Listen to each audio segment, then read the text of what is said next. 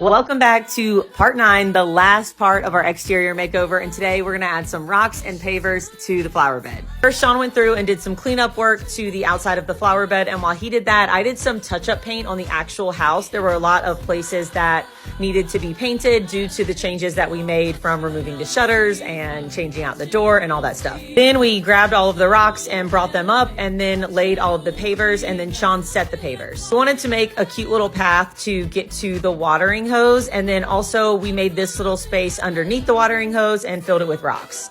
Then Sean started laying down all of the rocks on both sides of the flower bed. Then it was time for my favorite part, which is cleaning off all of the mud and the dirt from the river rock with the hose. This is some serious ASMR, if I do say so myself. Here's how it looked before, and here's how it looks now.